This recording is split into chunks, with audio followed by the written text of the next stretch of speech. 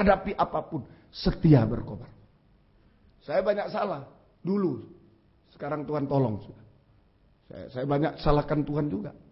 Kalau Selasa saya puasa, dulu tahun-tahun dulu. Saya puasa hari Selasa, lalu hujan turun kebaktiannya jam 5. Hujan turun mulai jam 4. Waduh, sudah puasa sehari. Akhirnya yang datang sedikit. Waduh, ngomel saya dalam hati. Sudah puasa, sudah ini, yang datang sedikit. Kalah dengan hujan. Tapi sekarang sudah menang. Amin, saudara. Sudah menang. Saya tidak pernah usir hujan. Tidak pernah usir hujan. Ya biarlah petani itu butuh hujan. Saudara. Biarlah. Ya, yang penting halangan apapun tetap setia dan berkobar. Kuat teguh hati. Amin, saudara. Nah, ini kita. Lain kali kita berpuasa di rumah. Istri dilarang masak. Dilarang ini. Tidak usah masak. Tidak usah ini. Aku puasa loh. Anak-anak makan di mana, Pak? Nah, jangan gangguannya. Biar aja kuat dan teguh hati. Amin. Nah, jangan persoalkan godaannya, jangan. Hatinya ini. Saya tetap kuat teguh hati. Biarpun hujan, biarpun ini. Setia dan berkobar-kobar dalam ibadah pelayanan. Apapun yang harus saya hadapi.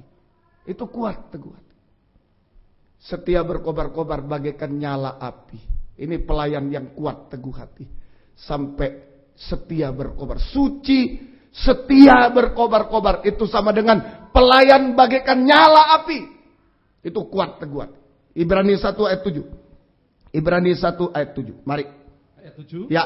Dan tentang malaikat-malaikat ia berkata, ya, yang membuat malaikat-malaikatnya menjadi badai, ya, dan pelayan-pelayannya menjadi nyala api. Ini pelayan yang kuat teguh hati, yang suci, setia berkobar-kobar apapun yang dia hadapi. Sama dengan pelayan bagaikan nyala api. Nah, ini yang dicari Tuhan sekarang.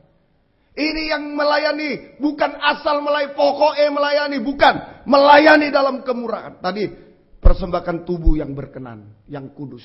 Yang kedua, melayani dengan kuat, teguh hati, suci, setia, berkobar, apapun yang terjadi. Pelayan bagaikan nyala api. Itu adalah tahtanya Tuhan. Daniel 9, mari. Daniel pasal yang ke-9. Menjadi takhta Tuhan di bumi. Luar biasa tuh. Kalau melayani dalam kemurahan, kita menjadi tahtanya Tuhan di bumi ini.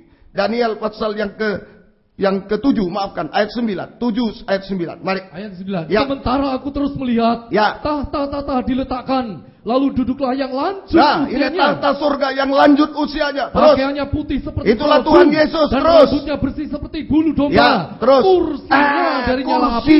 Dengan roda-rodanya dari api yang berkobar-kobar. Pelayan Tuhan yang kuat teguh hati sama dengan nyala api. Kursi Tuhan sama dengan nyala api. Jadi pelayan Tuhan yang kuat teguh hati sama dengan kursinya Tuhan di bumi. Tahtanya Tuhan di bumi. Ayo saudaraku, jangan tanggung-tanggung melayani. Hanya ayo pokoknya melayani, pokoknya. Jangan. Sungguh-sungguh. Melayani dalam kemurahan. Nomor 1, persembahkan tubuh yang hidup, kudus, berkenan, tergembala dengan baik. Yang kedua, melayani dengan kuat teguh hati. Saudara, suci, benar suci, setia berkobar-kobar bagaikan nyala api. Pelayan bagaikan nyala api. Kursinya Tuhan bagaikan nyala api. Berarti pelayan yang teguh, kuat teguh hati. Sama dengan kursinya Tuhan di bumi. Takhta Tuhan di bumi. Oh, luar biasa. Kalau jadi takhta Tuhan, wah, tidak mungkin tidak makan, tidak mungkin. Nggak mungkin. Selalu diperhatikan Tuhan. Oh, Mazmur 11. Mari, ini takhta Tuhan. Mazmur pasal 11. Mari. Kitab Mazmur pasal 11. Ini ayat yang keempat. Tuhan ada di dalam baitnya yang kudus. Ya. Tuhan tahtanya di surga. Di surga. Sekarang di bumi itulah kita. Pelayan yang bagaikan nyala api. Itu takhta Tuhan. Terus. Matanya mengamat-amati. Ya. Sorot matanya menguji anak-anak manusia. Oh, matanya mengamat-amati. Matanya mengamat. Ada perhatian Tuhan. Kalau kita menjadi takhta Tuhan. Setiap mata Tuhan mengamat-amati. Artinya ada pandangan belas kasih Tuhan. Pandangan belas kasih Tuhan untuk memperhatikan, memperdulikan, mengerti keadaan kita. Itu takhta Tuhan. Ada pandangan belas kasih Tuhan. Untuk memperhatikan, perhatian. Untuk memperdulikan. Orang lain tidak peduli, Tuhan peduli. Untuk mengerti segala keadaan kita. Jangan takut. Para hamba Tuhan yang sedang belajar di sini, ini angkatan khusus gembala-gembala semua. Dari berbagai daerah di Indonesia. Ayo, bukan kita hidup, maaf, kalau gembala bukan hidup dari berapa jumlah jemaat. Wah, tidak adil Tuhan. Bukan. Saya bukan. Tapi kalau kita menjadi takhta Tuhan, itulah perhatian Tuhan. Saudara-saudara juga yang kuliah, yang kerja, yang dapat gaji, punya toko, itu hanya sarana. Tapi kalau kita menjadi takhta Tuhan, pandangan Tuhan belas kasih untuk memperhatikan kita. Perhatian. Untuk mengerti keadaan kita, memperdulikan. Mengerti. Mungkin suami tidak ngerti, tidak mau ngerti. Istri tidak mau ngerti, anak tidak mau ngerti, orang tua tidak mau ngerti, gembala tidak mau tahu, jemaat tidak mau tahu, tidak usah ngamuk.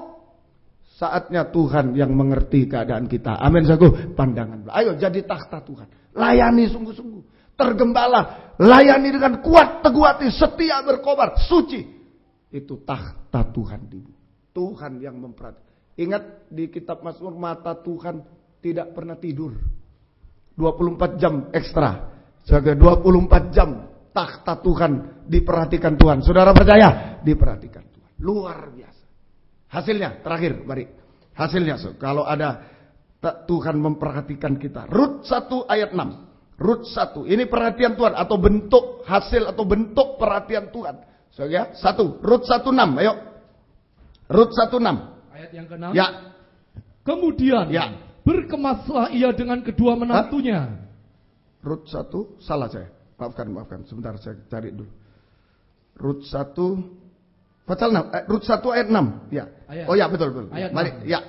Kemudian berkemaslah ia dengan kedua menantunya. Ya. Dan ia pulang dari daerah Moab. Ya. Sebab di daerah Moab ia mendengar bahwa Tuhan telah memperhatikan umatnya. Tuhan telah memperhatikan umatnya. Dan memberikan makanan kepada mereka. Nah, bentuknya. Kalau Tuhan memperhatikan, memandang dengan belas kasih, memperhatikan.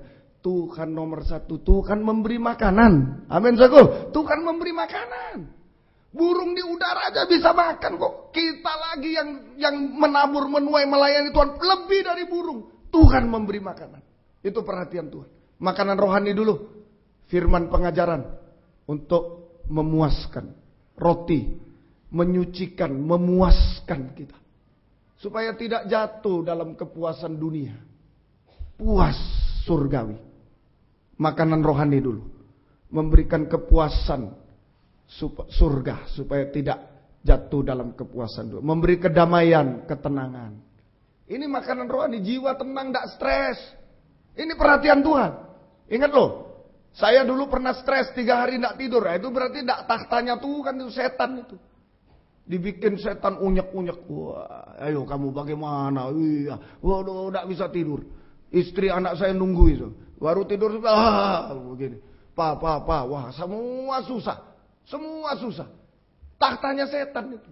Tapi kalau takhta Tuhan dalam ketenangan, kedamaian. Amin, saudaraku. Tenang. Ada makanan rohani. Tenang, damai. Makanan jasmani juga. Terpelihara. Tuhan memberi makanan jasmani juga. Tuhan memelihara kita secara ajaib di tengah kesulitan dunia. Di tengah krisis dunia. Kalau perhatian Tuhan. Saya pernah bilang, saudaraku.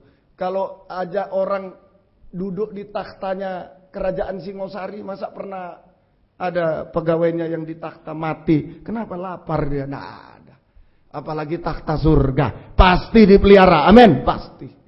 Dalam keadaan sulit pun pasti dipelihara. 1, kedua, jadi ini yang Tuhan mau.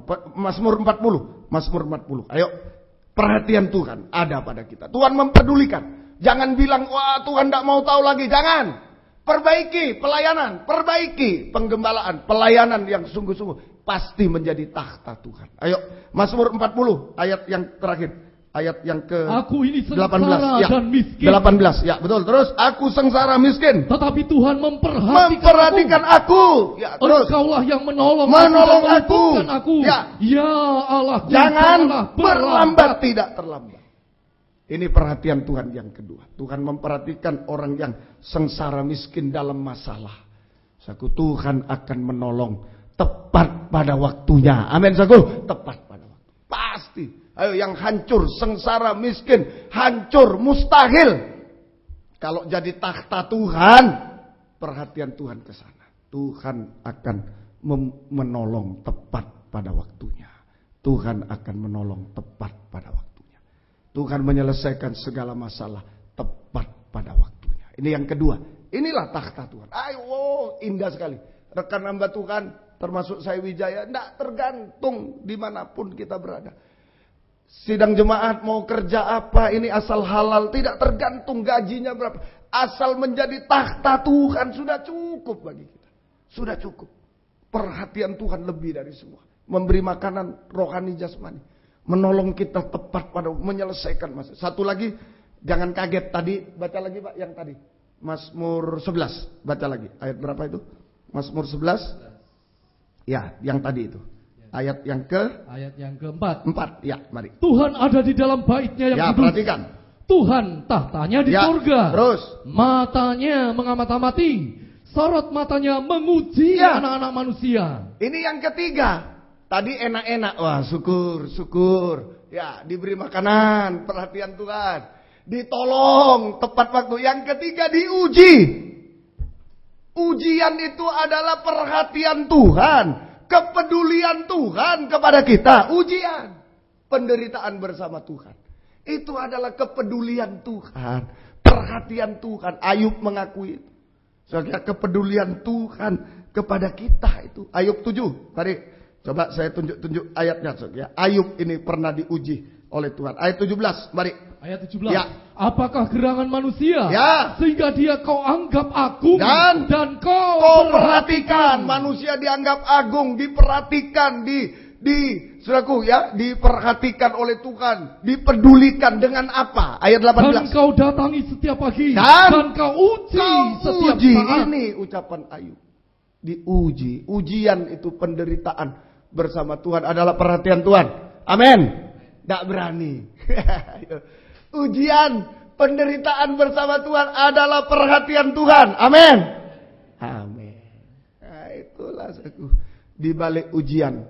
Kenapa Ayub harus diuji? Sebab Ayub punya satu tabiat kebenaran sendiri. Ayub memang suci, saleh. Tapi kenapa masih diuji habis-habisan? Habis-habisan. Ini penyucian terakhir. Keubahan yang terakhir. Sebab Ayub punya kebenaran sendiri.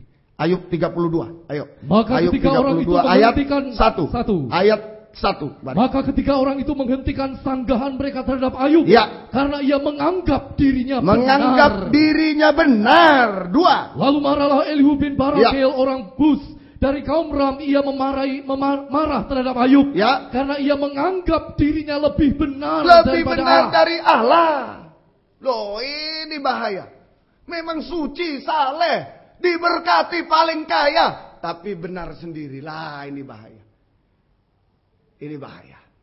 Tabiat Ayub, dosa yang tersembunyi, kebenaran sendiri, yaitu menutupi dosa dengan cara menyalahkan orang lain.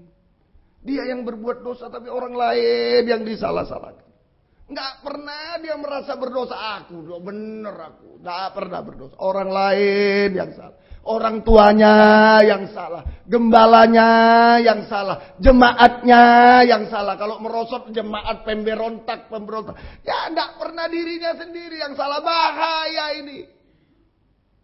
Kusta ini. Tidak bisa masuk kemah. Tidak bisa masuk surga. Kusta. Kebenaran. Dan bahkan menutupi dosa dengan menyalahkan Tuhan. Kebenaran sendiri. Ayub diuji habis-habisan. Supaya dia berubah. Amin sagu. Ini penyucian terakhir. Keubahan terakhir. Supaya Ayub lepas dari kebenaran sendiri. Ayub lepas. Ayo Ayub 42. Ayat-ayat terakhir. Mari. Ayat 5. Hanya dari kata orang saja. Ayub 42 ayat 5. Ya. Hanya dari kata orang saja. Aku mendengar tentang engkau. Terus. Tetapi sekarang mataku sendiri memandang engkau. Ya, terus. Oleh sebab itu aku mencabut perkataanku. Ya. Dan dengan menyesal aku duduk dalam debu dan abu. Iya. Ayub diuji habis-habisan. Tadi dia merasa hebat. Siapa? Ayo mau melawan. Tuhan pun dia lawan. Ayo berdebat dengan Tuhan. Ayo. firman, ayo debat. Wah, ini orang kebenaran sendiri. Jangan mau ya, hamba Tuhan kalau ayo kita berdebat, enggak usah.